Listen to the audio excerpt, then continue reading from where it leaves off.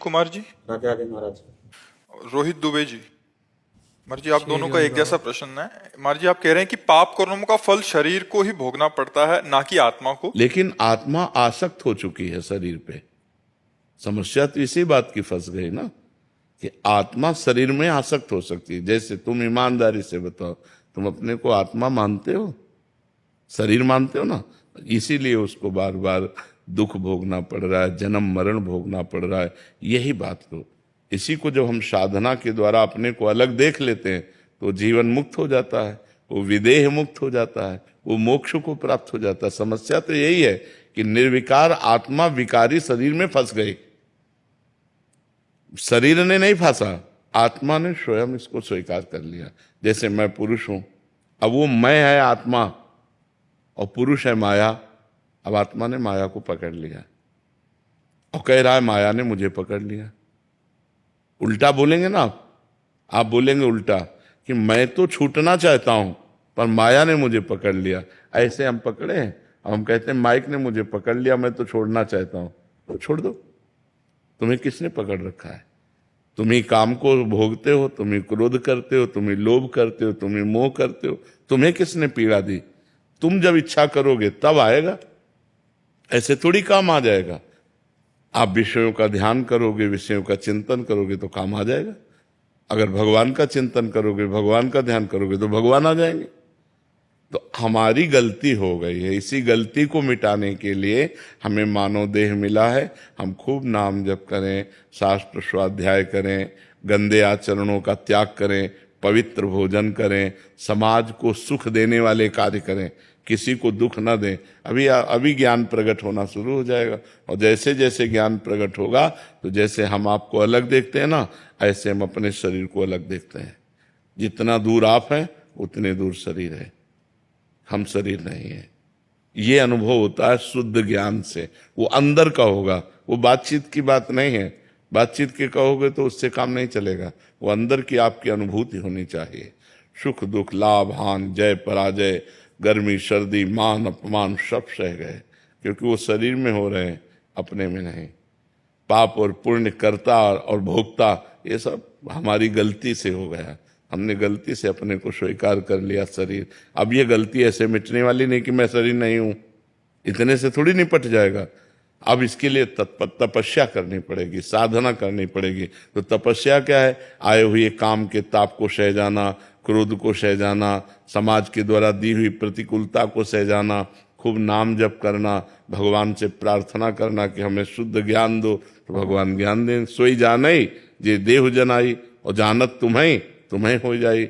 जिसे भगवान अनुभव करा देते हैं वो भगवत स्वरूप हो जाता है, वो साक्षात भगवान का स्वरूप हो जाता है। महाराज जी, पूर्व में पाप किए हैं, आपने लिखा कि अभी नवीन शरीर में इसका भोग क्यों करना पड़ रहा है? क्योंकि आप ही हो ना, आत्मा तो पूर्व में भी वही थी।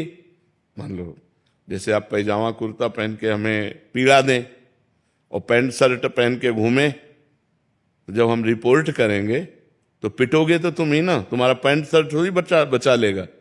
नहीं कि आप कह दो पैजामा कुर्ता वाला तो और था, नहीं, तू ही पैजामा कुर्ता पहने था, तो तू ही पूर्व जन्म में शरीर धारण करके पाप करके आया है। अब वो शरीर छूट गया, अब ये शरीर मिला, तो है तो तू ही ना, तो तुम्हें ही तो भोगना पड़ेगा। समझ पा रहे? महाराज जैसे आपके इस शरीर से तो कोई पाप बना ही नहीं आपसे। हम ये शरीर क्या है? कपड़ा। वसान से जीर्णान यथा विहाय, शास्त्र का ज्ञान होना चाहिए। ये आत्मा का कपड़ा है। आत्मा ने वो कपड़ा पहनकर पाप किया, लेकिन कपड़ा उतार कर आ गया तो भोक्ता कौन बनेगा? वही आत्मा। शरीर बदलने से तू नहीं बदल जाएगा। घाघरा चुनरी पहनकर ओढ़ करके गलत काम करो और फिर इसके बाद पैंट शर्ट पहन लो, तो जब पकड़े जाओगे तो थोड़ी गा कि हमने घाघरा चुनरी में किया था। नहीं, डंडा चलेगा। डंडा चलेगा कि नहीं चलेगा? तो उसी शरीर को सजा क्यों नहीं मिलती? इसलिए कि बहुत बड़ा हिसाब है। जैसे आप थोड़ा 5 मिनट पाप करो, इसके बाद पूरे जीवन भर सजा भोगनी पड़ेगी। तो अगर हम प्रश्न करें कि 5 मिनट पाप किया तो 5 मिनट सजा दे दो, पूरे जीवन क्यों सजा भोगनी पड़ेगी? यही इसीलिए कि पाप कर्म का फल बहुत लंबा होता है। तो अनेक जन्मों से हम पाप करते चले आ रहे हैं। तो मनुष्य जैसे ये जन्म है, अब तुम्हें छूट है, अब आज तुम कोई पाप कर डालो, तुम्हें अभी दंड नहीं मिलेगा। तुम्हें पीछे का भी दंड भोगना पड़ेगा। जो पीछे करके आए पाप पुण्य, उसको भोगना पड़ेगा। अभी पाप कर रहे हो, आपका पुण्य का नंबर लगा हो तो आप बहुत सफल होते चले जाओगे। तो आपको लगेगा कि पाप कर्म कर रहा हूं, बड़े मौज से रह रहा हूं। मौज से नहीं रहे, तुम्हारे पुण्य कर्म इस समय लागू हो गए इसलिए मौज है। और जिस समय पुण्य कर्म खत्म हुए और ये वर्तमान का पाप और पूर्व का पाप कनेक्शन तो ब्लास्ट हो जाएगा। फिर रहा न को कुल रोवन हारा, मिट्टी में मिल जाओगे। कर्म अवश्य में भोक्तव्यम। अच्छा, आत्मा वही होती है, जीव शरीर बदलता रहता है इसलिए उसको भोगना पड़ता है। महाराज दुर्घटना में सभी एक साथ क्यों मरते हैं, जैसे विमान क्रैश हो? कर्म का संयोग मिल जाता है, कर्म का संयोग मिल जाता है। जैसे हमने पूर्व जन्म में 50 लोग मिल करके एक ही पाप कर्म किए। जैसे तुम दोनों का प्रश्न एक साथ हुआ ना, क्यों हुआ? क्योंकि प्रश्न मिल गया। तुम दोनों का प्रश्न एक हुआ तो तुम दोनों के नाम एक साथ लिए गए ना। तुम दोनों अलग अलग हो ना, तो तुम दोनों का जैसे प्रश्न मिल गया, ऐसे पूरी सृष्टि में बोले 240 लोगों का कर्म मिल गया।